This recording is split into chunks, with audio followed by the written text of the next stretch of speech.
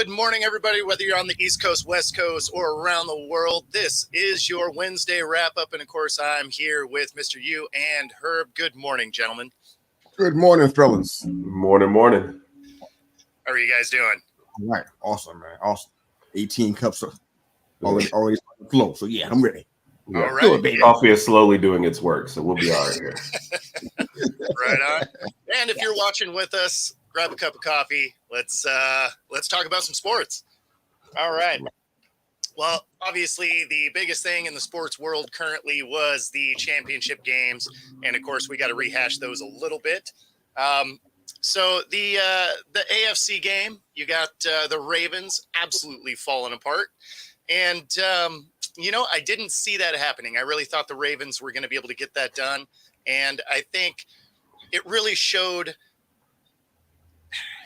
As bad as it sounds, it kind of showed the immaturity of the fact they hadn't been there before, and KC just showing that they've been there 6 times, right? Like they were able to power through and really kind of weather the storm of the mistakes that the Ravens made.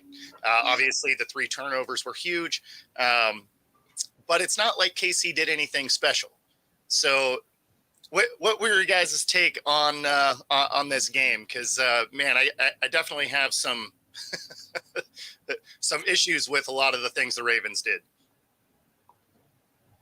Let me go first, Herb. You got it. That's why it was a lot of disappointment, I guess. I mean, you get a home playoff game. I mean, let's set the scene. If I told you that the Chiefs were going to only score 17 points.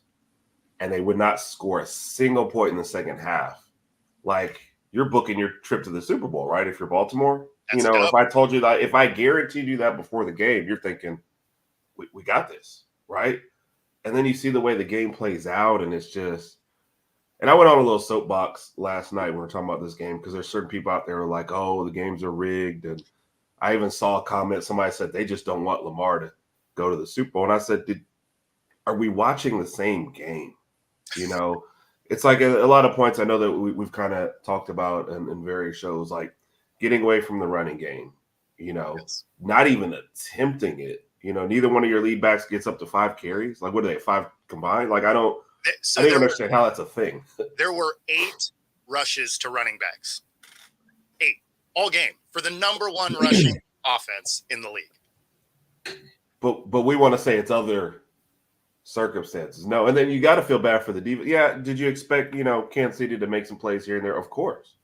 But if you guarantee 17 points and you're saying offense, I just need 20 from you, I mean, that's as good as it gets, especially in this era of football, So how you don't capitalize on that, a couple of turnovers, like you say, here and there, especially in the red zone, but it was just not a good game by Baltimore. And, you can't always count on getting back to this point. You've got to put your best foot forward. But if you get a home game in this, like you have to play your game. You don't let, hey, we think they have a good defense, so we don't think we're going to be able to run, so let's just not do it. Now you're just outthinking yourselves. And if you only have 10 points on the board anyway, why not try it? Like, it can't get any worse than what you're doing already. So I don't know. There's just a lot of disappointment. I've seen what is like styles make fights and all this kind of stuff and blah blah blah. You're the number 1 seed. Make them play your game. Go ahead and run and show that you can do it versus, I don't think we'll be able to do it. Let's just not do it. So I don't know, just a lot of disappointment. So that was probably the craziest part about it is they abandoned the run game before they started, right? Like, and the run game was effective. The few times they did it, like they were moving the ball. So yeah, it's it was something else. Obviously, having almost 100 yards in penalties was a huge factor, right? You can't make those kind of mistakes. You certainly can't, as hard as it was for them to move the ball, you can't have the taunting call, right? And then the subsequent fumble into the end zone. That's every coach will tell you, don't extend the ball, right? Like that's a disaster all the time. So don't extend the ball. It was going to be a first down. Just go down, try and run it in. Like there was so many opportunities. And then of course, one of them does fall on Lamar, right? Like he threw that pass into triple coverage. I mean, you could see it was triple coverage on TV. Yeah. Yeah. To your backup tight end, Noah. Yeah. And is playing well, but that's not where I'm going into triple coverage with. I mean, it could have been Megatron. It wouldn't have mattered. Yeah. It wouldn't have mattered. That ball had zero chance because all the guys, your receiver was completely bracketed and you had a free roamer underneath. Like there was no chance that ball was getting in. Yeah.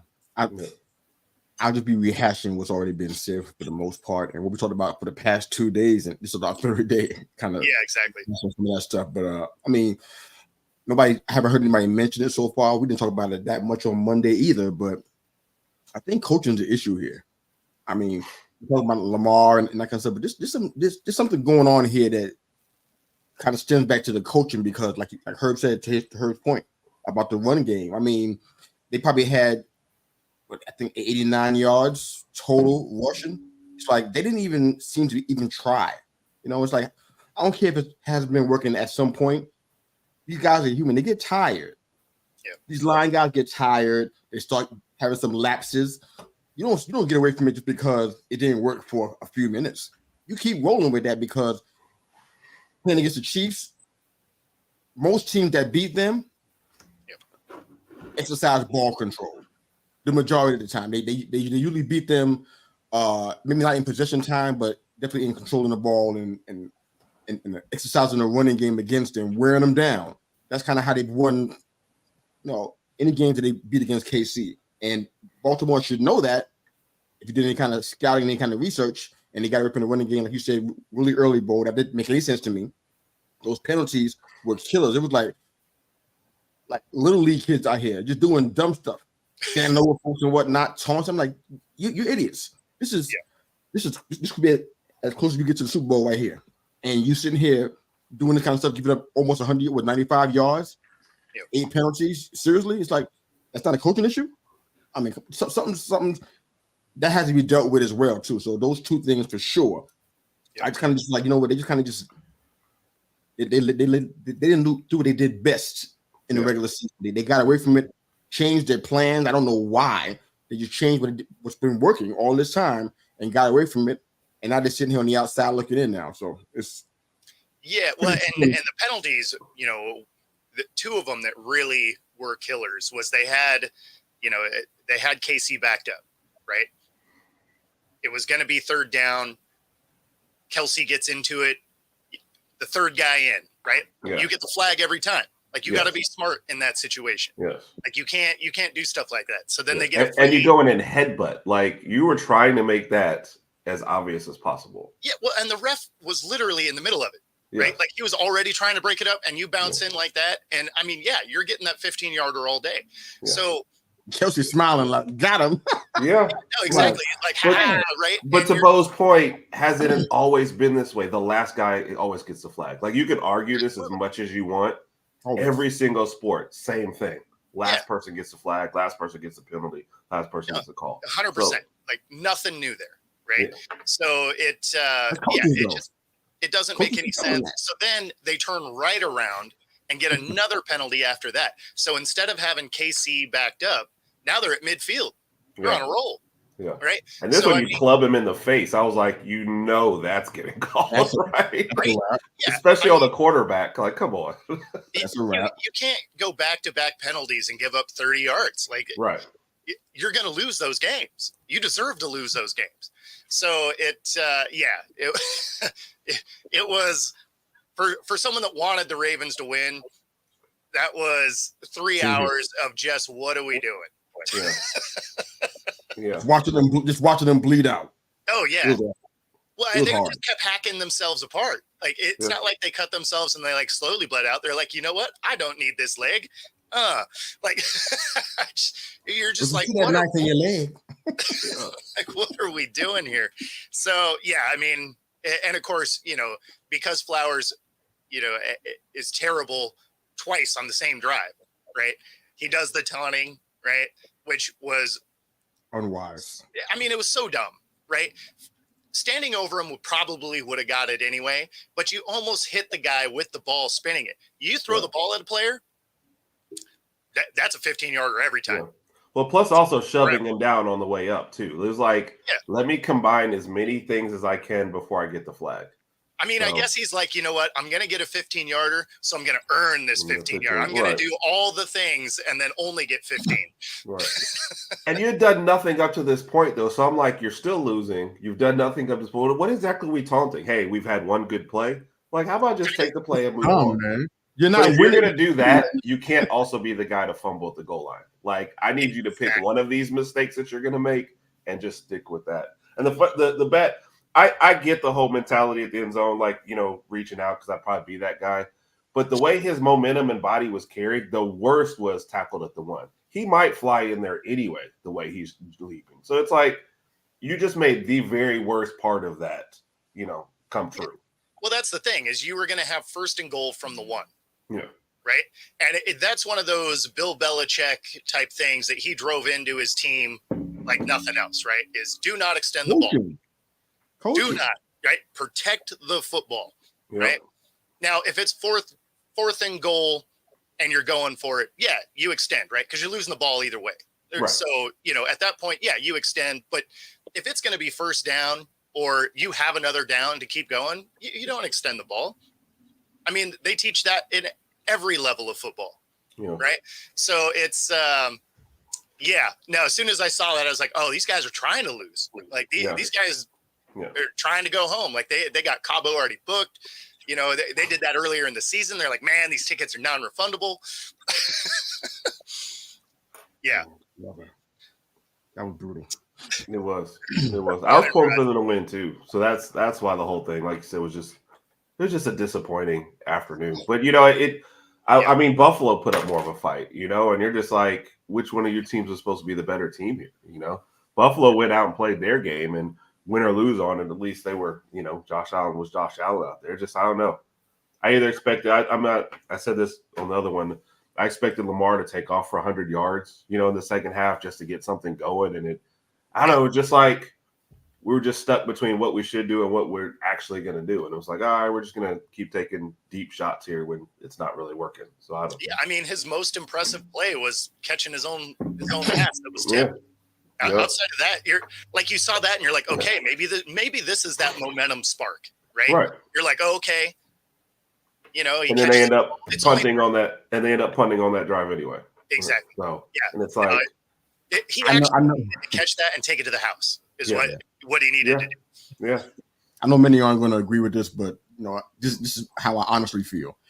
We talked about it with the Bills when they played that super important game and they kind of just cut their own legs off again. Yep.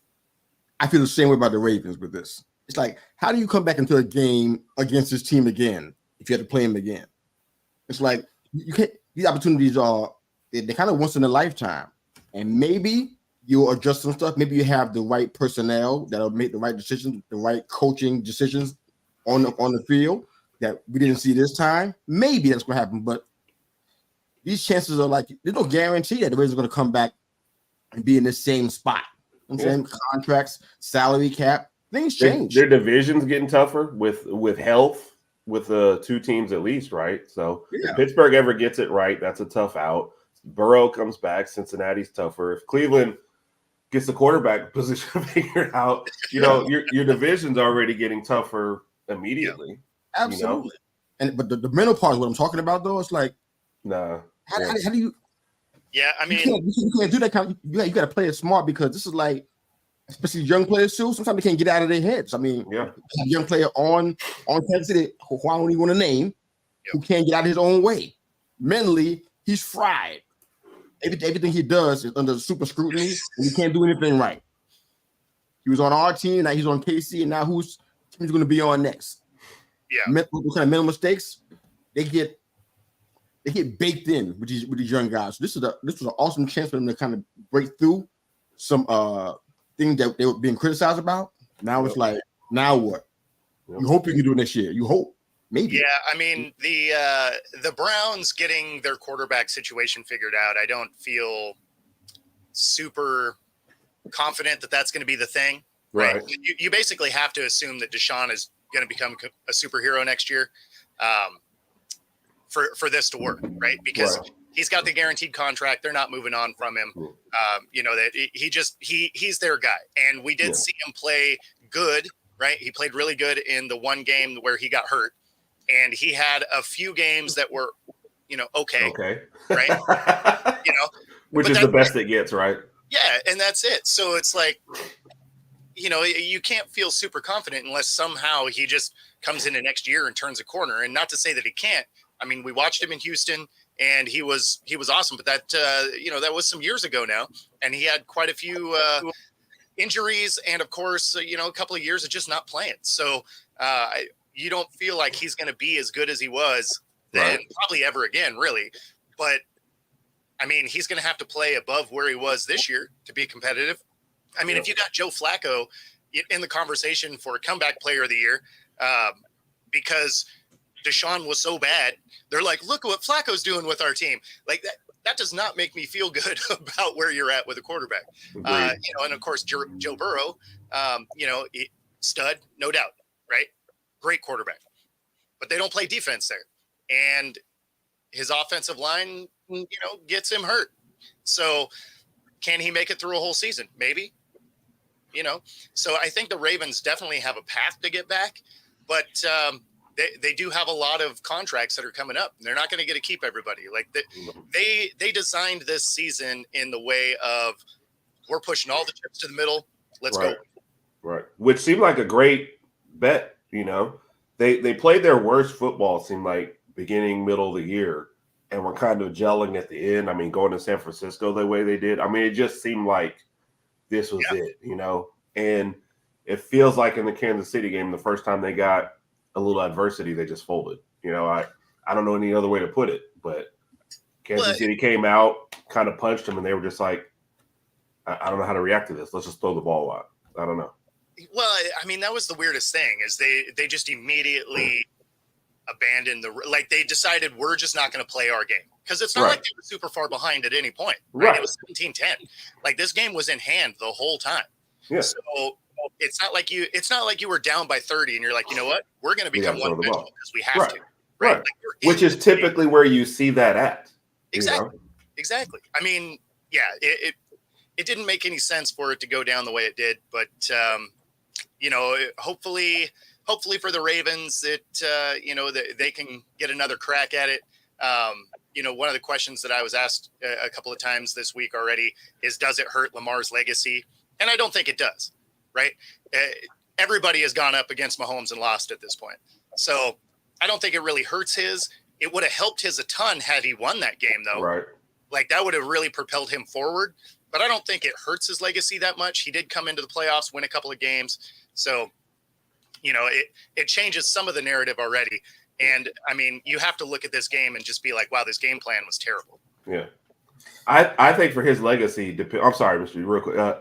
For his legacy, I think how he bounces back next year will be like the telltale sign. Sure. If he comes out and has a great year next year and they get the number one seed again, you're like, okay, he's learning from the whole thing.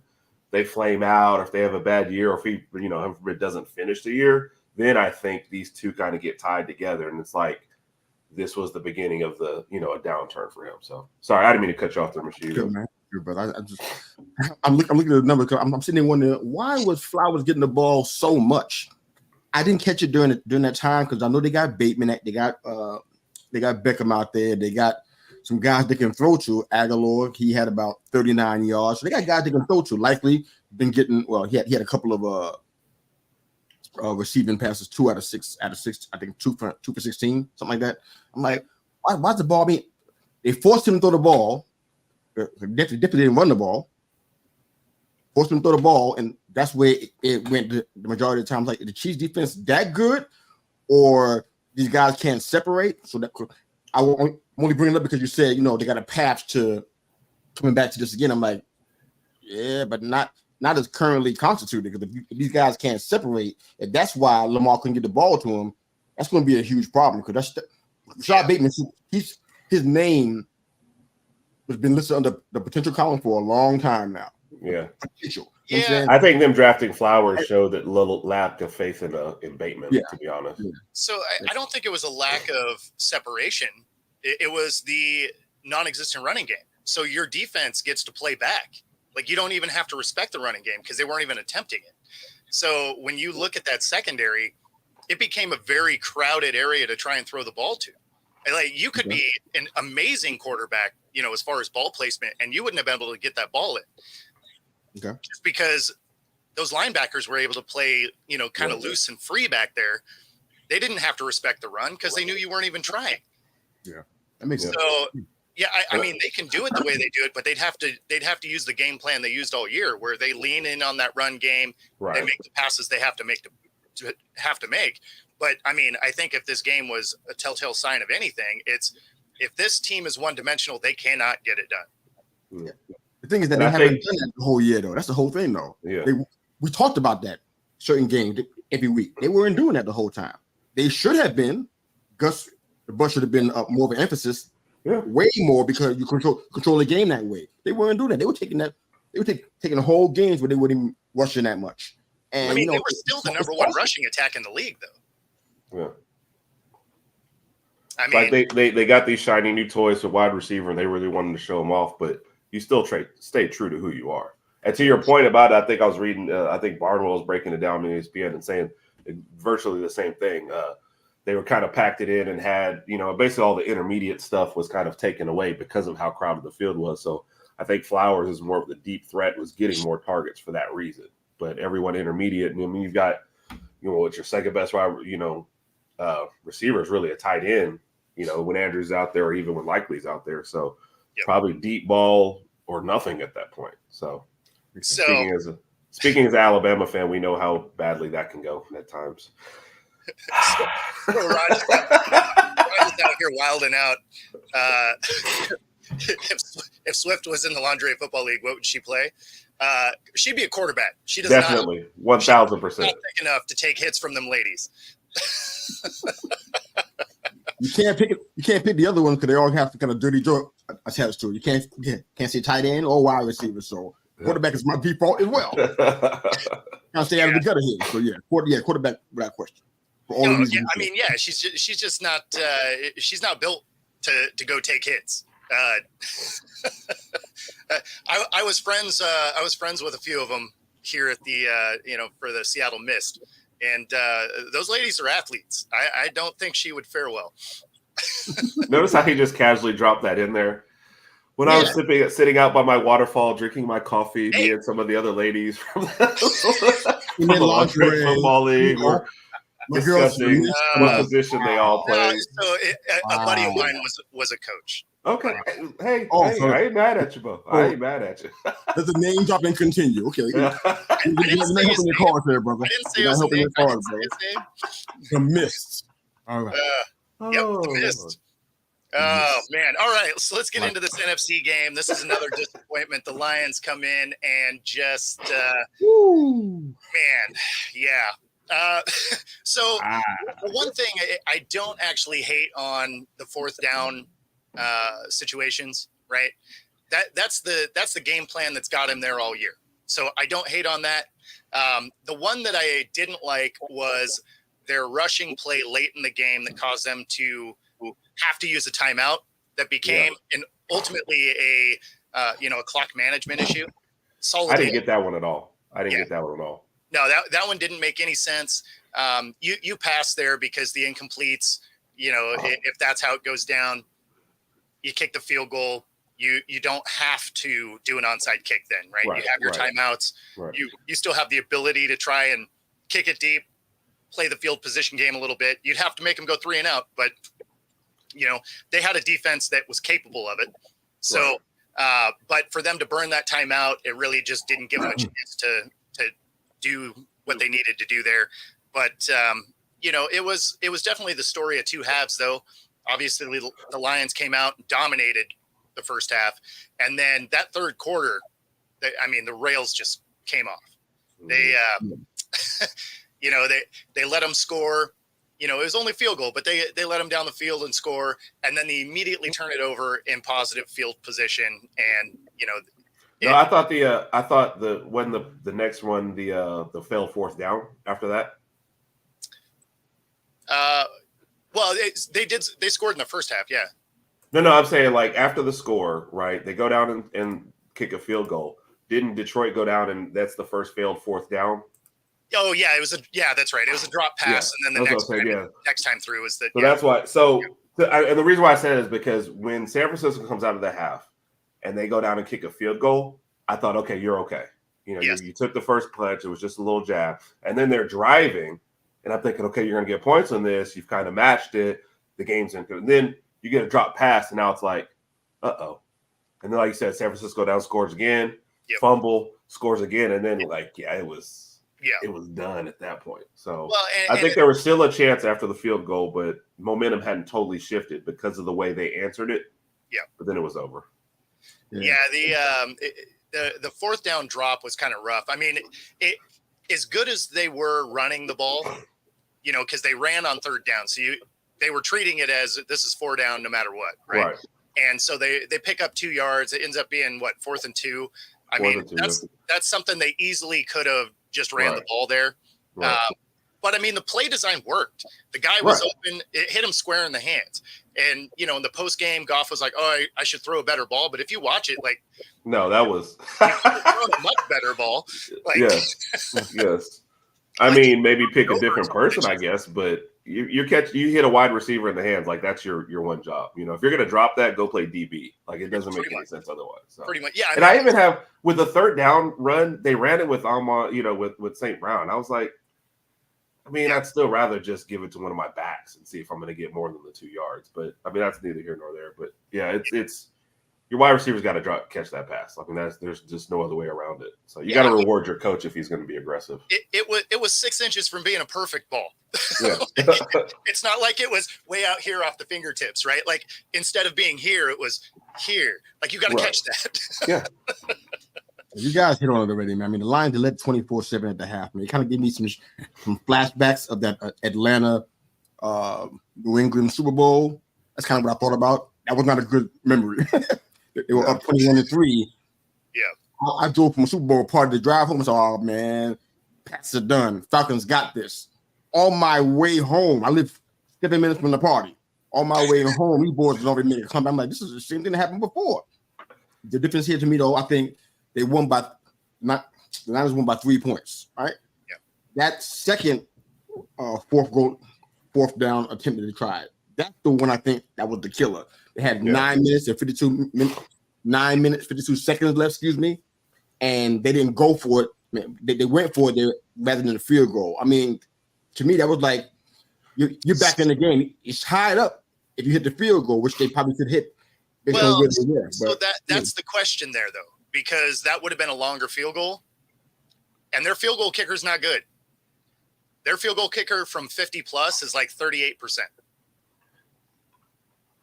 So, which brings up another question. Why are we getting to this point with field goal kickers? You know, like Green Bay, same situation. Yep. This is the National Football League. How are we getting to this point with kickers we don't trust? Is the pool just that small to where we just have no confidence anymore? Well, I think with him, it's just the inaccuracy from the distance. Had the first one, he would have hit, right? Because they were at the 20, right? He would have hit that one, but that one made sense why they went for it. Right. Drive the dagger in, right? Because we're talking about this game very differently if they punch it in for a touchdown. Oh, definitely. 1,000%. So, I mean, in hindsight, sure, those 6 points would have mattered, but, this is the game plan that Dan Campbell does. So that's why I wasn't mad at it, right? You live and die when you're gambling on your gamble. And in this case, it didn't work, but it's not like the play designs didn't work. They were bad plays. They didn't execute. I mean, pin them deep then. Go ahead and punt.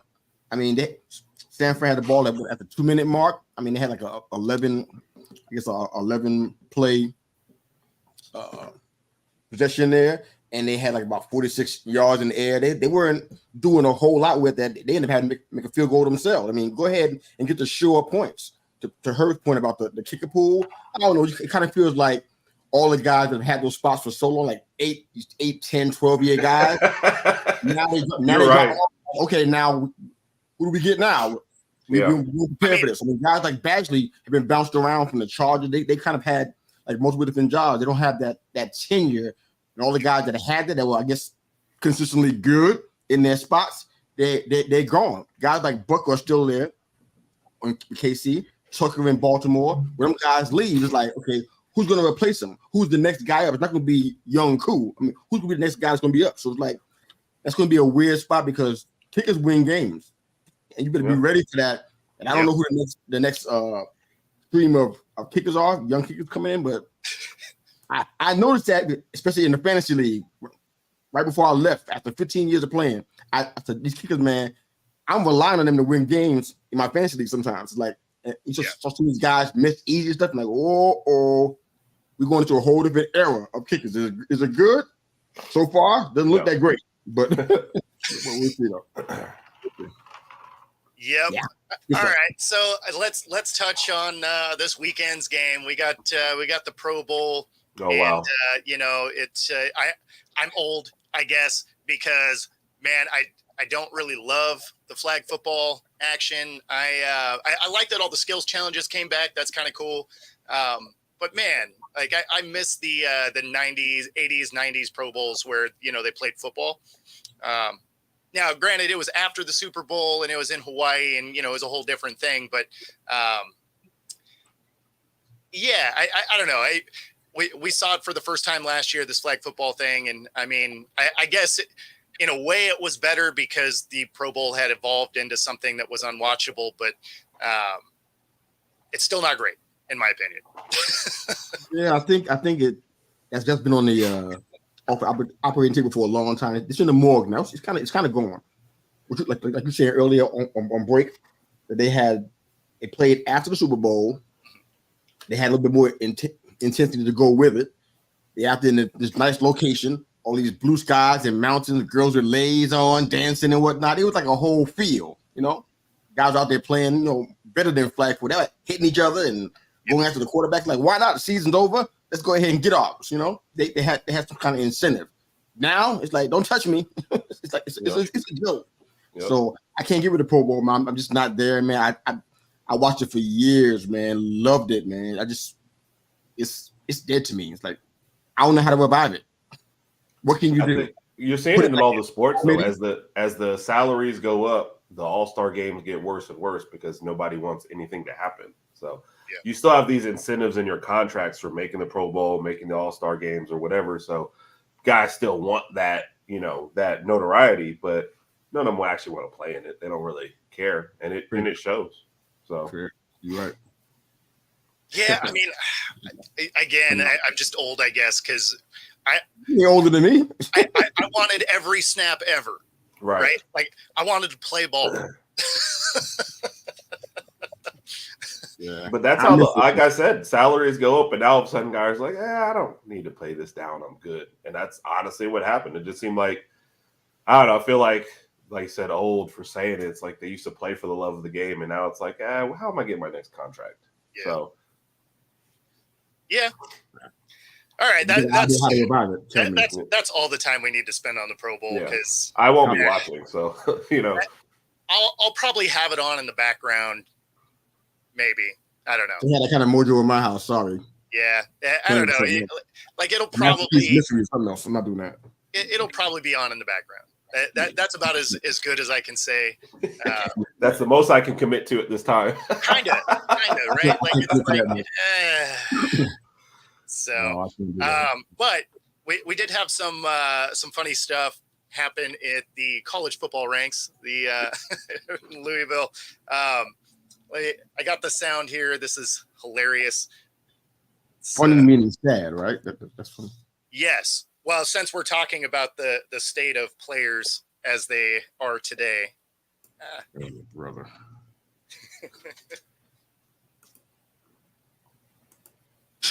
I probably shouldn't tell you this.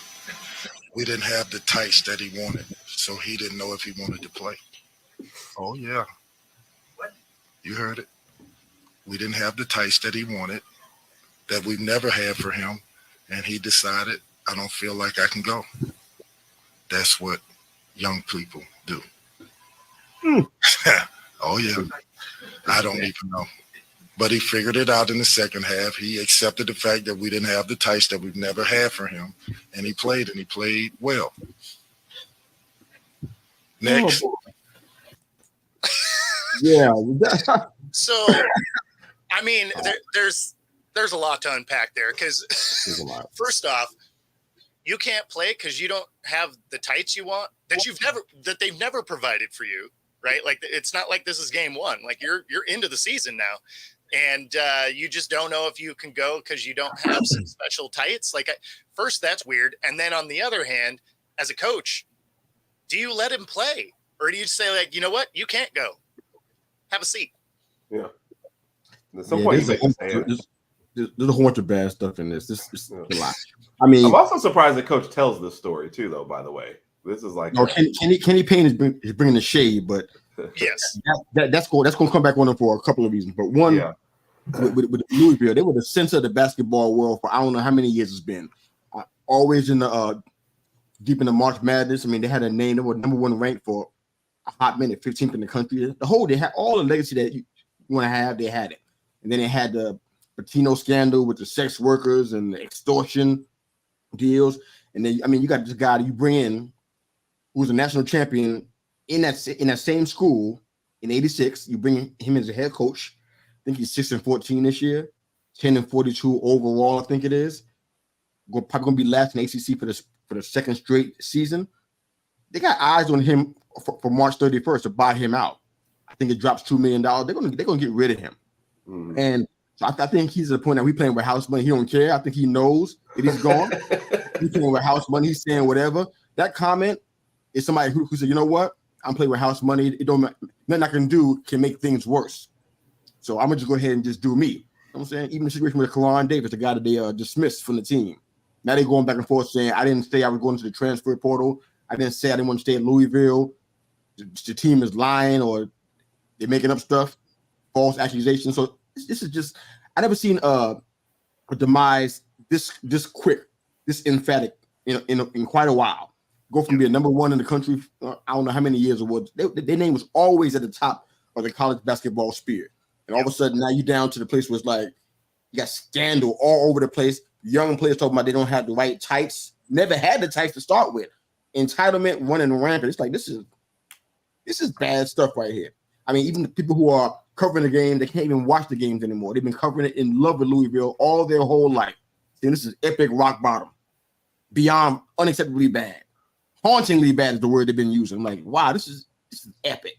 So it ain't just about young people, clearly, but it is entitlement issue. But this is sad to watch this franchise go wherever it's going. I don't know where it's headed. They got to do a lot of work to get back to where they were. A lot. So this is ugly stuff right there. The thing that's, I mean, the thing that's crazy to me is, when you think back to, our era of players, right? They'd be taping up, broken bones to get out on the floor. Right? They're just like, you know what? I think I can make it go. And now they're like, you know what? I don't have these tights. Maybe today's not my day. Like, wow. That's a new one for me. I don't think I heard that one. And I've been around. I'm not young. I've been around for a while. I don't think I ever heard that one before. No. That's usually if there's something that's like particular to you, or for even like superstitious or anything like that, it's something you brought with you, or that you're always some guys have their lucky socks that they would have, stuff like that, but it's stuff that you supplied yourself. You didn't give control over to somebody else, and it speaks to a bigger issue also of back in the day, like you said, they were doing anything to get on the court. Now guys are like, if I don't do it today, there's another opportunity somewhere else. If I don't like this, I'll just transfer out next year and I'll get a chance to play somewhere else. So I don't have to give my all. Huh? NIL, anybody? Exactly. Is that part of this? Yeah. I mean, it definitely plays a role. Making this change? I think so. And when we were talking about this, I was like, am I making too much of it by tying it into that? But I honestly do feel guys sometimes say, you know what? I don't have to give my all right here because I'm going to get another opportunity somewhere else. I could transfer out. I get some other money somewhere else. And next year I'll be fine anyway. So who cares if I make the coach mad right here, Whew. Yeah, I mean, the transfer portal and the NIL, definitely going hand in hand right here, creating some of these entitlement issues, right? Because they're just like, I'm making this money. And honestly, if that's the case, then why aren't you just buying your own your own tights. They can't be that expensive, especially if you're getting NIL money. Exactly. So, I mean, if you needed those, I feel like you could make sure that you had them. I mean, especially if they're the difference between playing and not playing. Yeah, right. Like, I don't know. Maybe this is a power play too. You know, I mean, he's a freshman, which is astonishing that he's trying to push his weight around. He just got there. He's averaging 9 points. It's not like you're blowing the world away now. Exactly. You're averaging 9 points a game, 3.5 assists a game, and you have to make a power play, and this is your first year? Yeah. Like, wow, what kind of leverage do you think you got? You just got here.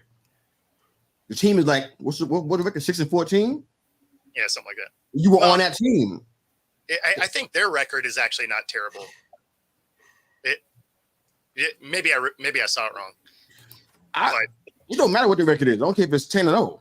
Yeah, you just got here. You're a freshman. Yeah. How do you think you got the ability to? You have no leverage really. Oh, they are 6-15. Okay. Yeah, 6-15. Yep. So yeah, they're terrible anyway. So yeah, I don't understand. So this is like this kind of power play. The whole like, team needs new tights. All right, you almost want to take all the millennials and put them in a basket and dump them somewhere. Oh Lord, I don't understand. But yeah, that's all I got. But that's just I don't get that. You don't have the ability to make that kind of power play. You haven't built the foundation on your career yet. You haven't done anything yet. In the high school, don't matter. And that's why I said, like, if I was a coach, I think it's wild he let him play. Like, if you're coming to me with that, I'd be like, you know what, you're right, you can't go today. Yep, and it'd be that simple. I agree. You're already bad. Like, you're already bad, so who cares? I'm thinking that he didn't have a say in that part because those comments that you just played, some of the kind of person that will, even out of spite, put your behind down. Yeah. But he let him play, so he probably didn't have much of a say in that. Just taking a shot. Yeah, but if you're gonna get fired anyway at the end of the year, man, just go out, being true to yourself. Especially if you're gonna tell that story, like I don't see what telling the story is gaining him either. So this whole he went all out with that one. Yeah. I mean, it's gaining a hilarious soundbite, is what it is. Yeah, that's what young people do. Yeah. I guess you can be famous or infamous, and he's like, let's go for the latter. Right. So, but when he says it like that's what young people do, is there more of that on that team? Because he said that, like, he said it casually, like, oh yeah, I mean, this is what we got every day. Like, has it become that sort of thing? I mean, is more. Like, there's definitely some weird stuff with, some of the youth today. Fortunately, they're not watching this show because it's too early. But, one of the things that's hilarious is we were watching, my wife and I, we were watching a comedy thing with Kevin James, right? And, he was talking about being a parent and that kids today are just walking around, like they're not even really putting on clothes. They're just walking around with a blanket. And, we were laughing. We're just like, what is that? Where to go minus? So it was kind of right. Like, so they're just like in, yoga pants and a bra top and a blanket. Right. And you're just like, what is that about? Right. But, I hadn't experienced it yet, mostly because, I'm not really paying attention when I'm at the store. I already want to be out of there. So turned out the next day we go to the grocery store and there's like 5 of these kids running around wearing a blanket. And we're like, what is happening? Right. This doesn't even make sense. So yeah, I mean, there's just there's some of it I can't wrap my head around. Agreed. Yeah. See, the only problem there is I don't think he would do the last part. True. Right? If you've already got to that point, then you don't care. Yeah. Like clearly I mean, what is your discipline, right? You're going to sit him down. He already didn't want to play. Yeah. He's like, okay, like that's like when you got in trouble at school and then they're like, oh, you're suspended. And you're like, cool. Didn't want to be here anyway. Right? You're just like, thanks. Week vacation. Hey, let's do this. Like, yep. I'm going to get in trouble when I go home, but I didn't want to be here. So I got a question. Sure. Uh-oh. I know we're going into a whole different realm. Maybe we should not be doing this, but I gotta ask this. Say, for instance, that Coach Payne decides to go ahead and bench him like eternally, like bench him for. I mean, I'm talking about as long as he's on that team until he decides to go transfer, just benching the whole time. I mean, I feel like that's extreme, but no. This is an extreme question.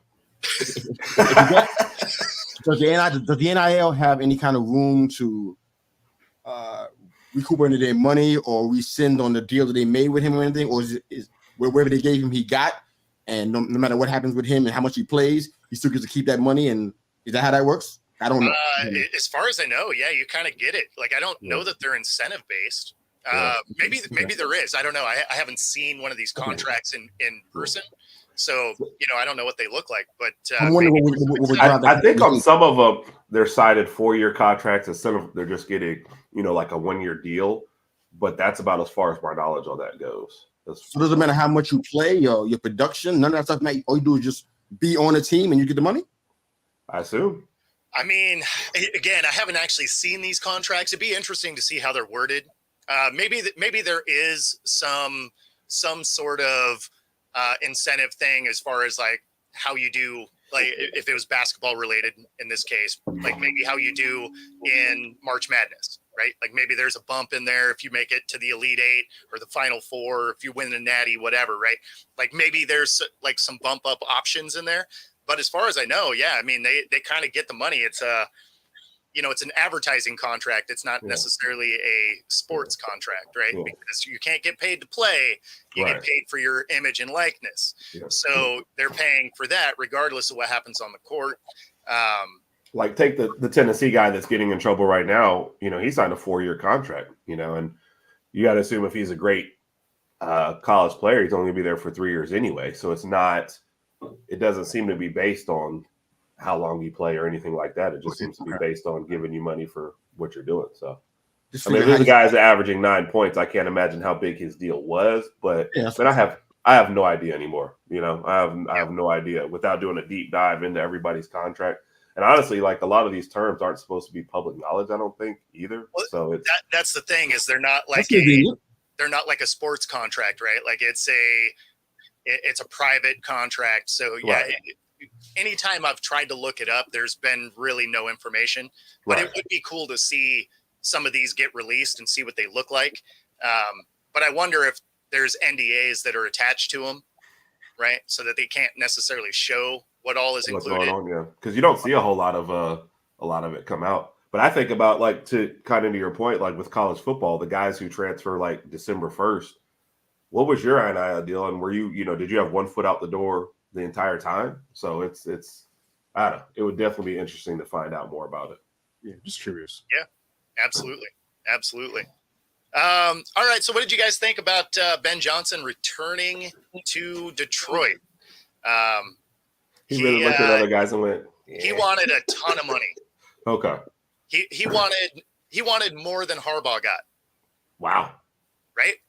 So that's why the report came out that the teams were kind of spooked by his asking price. I've heard somewhere between 15 and 18 mil a year. Wow. And Harbaugh got 12.5. Right. Harbaugh's a proven winner. Yeah, and coming off a championship, so and he's been to a Super Bowl. Like you're looking at Harbaugh, you're like, okay, he's won everywhere he's been, right. And you look at Ben Johnson, you're like, okay, they've had a nice offense the last couple of years, but like we haven't seen you be a head coach yet, right? So that price tag seemed crazy. If that's accurate, again, those are just reported numbers, so that doesn't necessarily actually mean anything. But even if he was wanting Harbaugh money, so let's say it was the 12.5. Yeah. I would have a hard time doing that for a first-time head coach. Yep. Of course.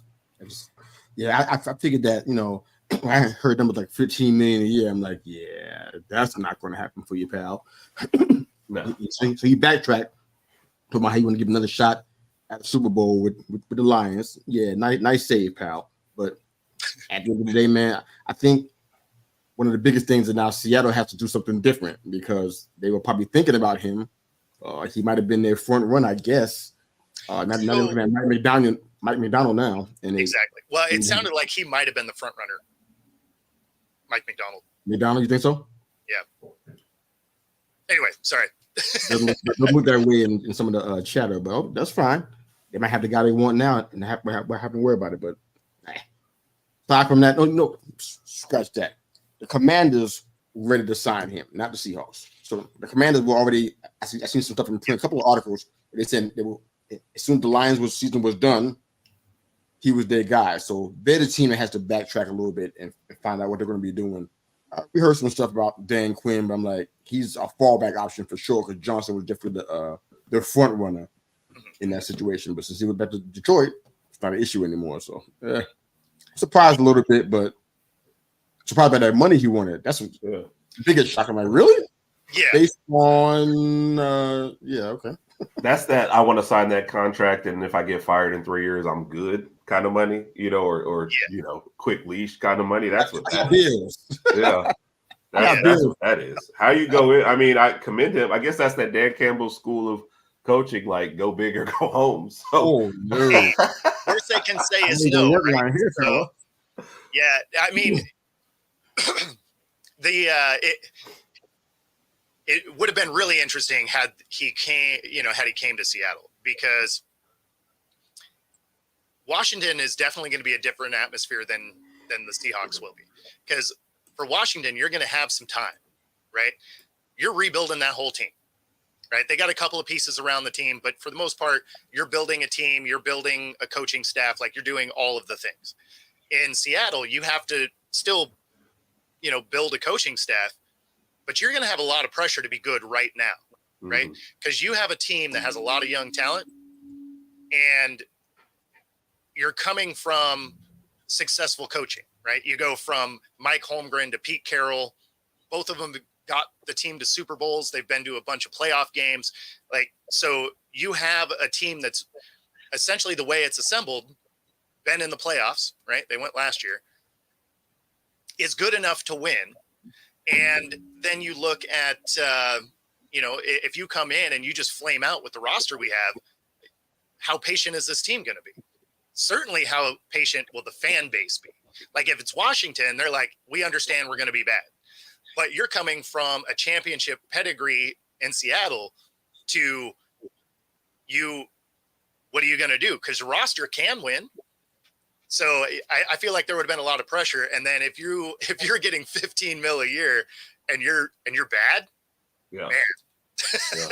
I don't think the fans are going to be patient out there at all. I think they already losing their mind already.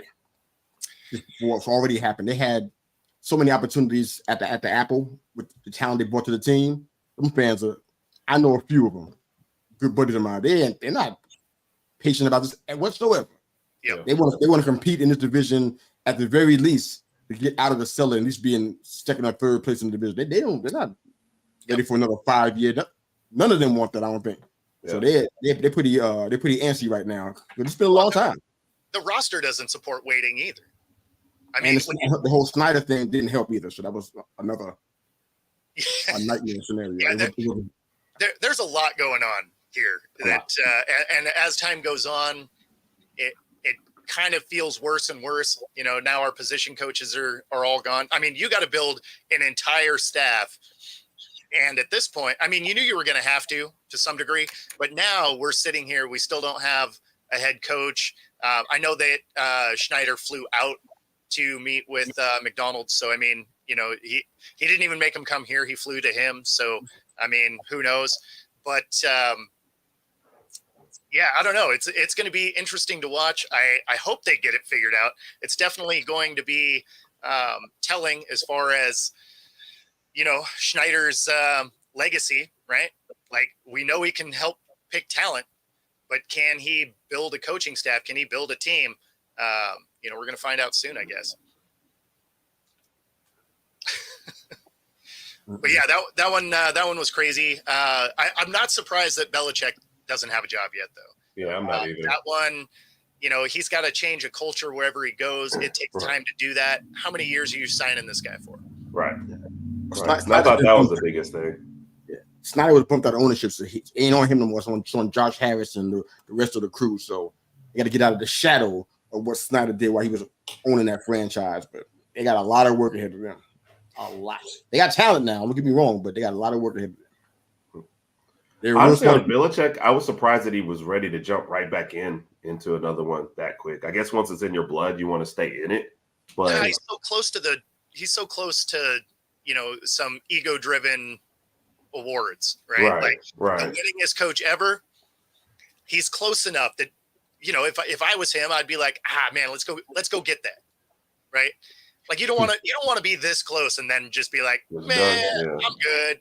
Like I would want that, especially because you already took the most games ever lost by a coach. We'll go get the wins too. Oh boy, ouch. Yeah, I'm shocked now. I'm shocked. I'm really surprised that he didn't have anything else lined up besides just the Falcon. I'm kind of shocked that there was not another viable candidate. But I think you guys mentioned it Monday. One of you guys did know that a lot of teams don't want to mess with that just because of what he may bring to the table. So, well, and it would be changing everything Atlanta's ever done as far as football, right? Culture-wise, like it would be such a shift. And then what? You have him for 5 years at best, right? Because then he'd be 77. Then what? Then you got to shift back, right, into whatever new direction, right? I mean, I feel like your window is so small if you bring him in. Do I think someone does it? Sure, because teams like the Panthers exist. So there's going to be somebody that has a desperation move to bring him in. They're just like, hey, we're so bad. Let's make this and see if we can do something. Right. So do I think he's going to be held out forever? No, I don't think he gets a job this year, but someone will take a flyer. Someone will take a flyer. The Patriot way can work in Washington, right? They need all the help they can get. Yeah. I don't think they're going that route. I think they want something they can really build around. Right. Because I mean, it's going to be a young team because they have a ton of draft picks all across the board. Yeah, everywhere. They got a ton of picks. They're going to have a brand new coaching staff, and they already picked their GM. Wherever he goes, he's going to want to help pick the GM, right? But they already have their GM. It's the assistant, GM for John Lynch for the Niners. So I mean, that already has been selected. So I don't know that. Like obviously, I don't know that guy, so I don't know if personalities would work anyway. But you have to think that wherever Belichick goes, he wants to have a lot of control in that situation. Yeah. And if the GM's already there, it means you're already not going to have a ton of the control, right? The GM's going to do what the GM does because he didn't have a pool for this. So make a pool for this. Where's Belichick going to go? This would be a great pool for us to. This is the easy one. He goes on vacation. Easy. That's what he's got. Vacation. Okay. Okay. All right, that's a little bit of a hater stab, but I mean, still. I'm talking about as far when she starts working again. No, I know. Even on my ties and whatnot.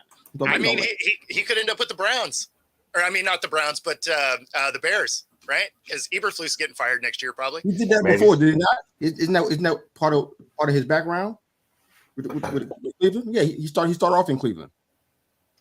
With the Browns, yeah. No, I'm saying the Bears. The Bears. Yeah, because Eberflus is going to get fired. That thing's going to be a train wreck next year too. Chicago is an interesting option. You mentioned Carolina. That's kind of interesting as well. But for the wrong kind of interesting. I only say Carolina because they're and they're probably going to fire their coach again anyway. Yes, definitely. I hope he signed a big contract. He turned Baker's life around, so there's no reason to fire him. He turned Baker's life around, turned him into a legend in Tampa. So why would you want to fire him? We'll see. Right on, guys. Thanks for tuning in. If you're watching here on Roku, be sure to watch for the next hour. Let everybody know where they can find you guys. All right. Well, They Call Me Mista Yu on Facebook, LinkedIn, Twitter, and of course our YouTube channel on Monday mornings at 9 a.m. EST. All these guys here and Rodg, Herb and Rodg podcast and Football Talk with Bo. And here on Wednesday morning with the Wednesday wrap up, baby.